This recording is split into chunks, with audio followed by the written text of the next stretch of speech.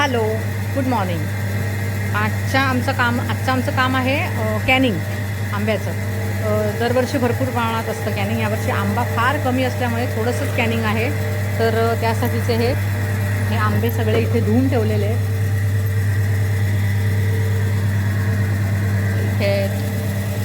हे एवढे सारे क्रेट धुवून ठेवलेले आहेत आंब्याचे.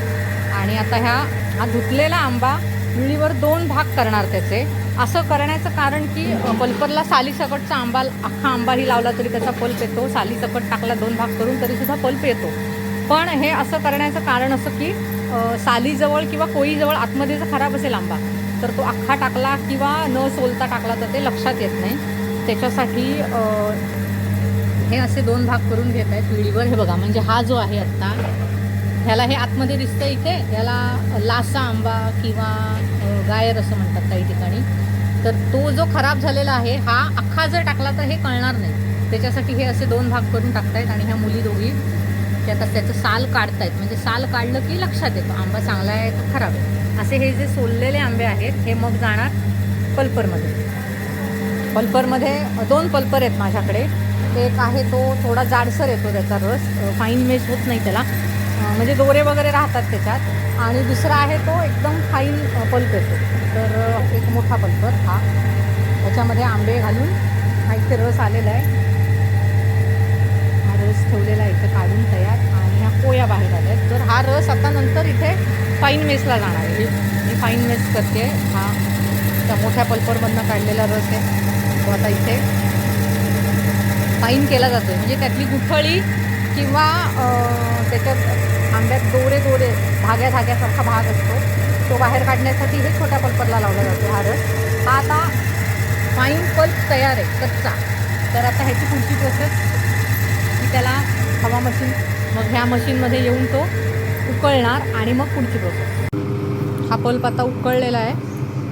90 डिग्रीच्या वरती टेम्परेचर गेलं आहे त्याचं. आणि हे आता पाऊचचं पॅकिंग चालू आहे.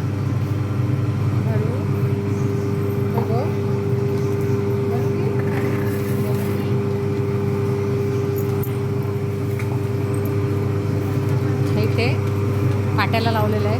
हा बॉक्स केला आहे स्पेशल पाऊच आतमध्ये उभा राहण्यासाठी. आणि त्याच्या आतमध्ये बॉक्स आणि पाऊचचं वजन वजा करून मग हा निव्वळ अर्धा किलो रस हा 502-503 ग्रॅमपर्यंत जातं आहे त्याचं वजन, थोडंसं जास्त पाहिजे म्हणून. आणि हे आता असं पॅकिंग चालू आहे. हे इथे पाऊच भरण्याचं काम चालू आहे. विद्या काकू या बँड सीलरला पाऊच सील करते. हे भरून तयार आहे सील केलेले पाऊच. हे असं व्यवस्थित सिलिंग होतं त्याला. बाटल्यांचं काम पण असतं दरवर्षी, पण यावर्षी बाटल्या वगैरे काय भरत नाही, सगळे पाऊचच आहेत.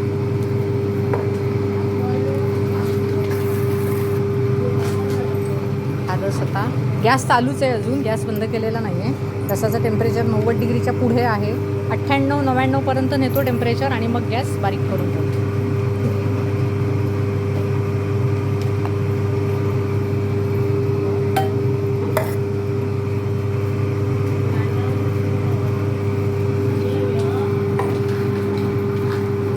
हे एवढे सगळे पाऊच भरून घेणार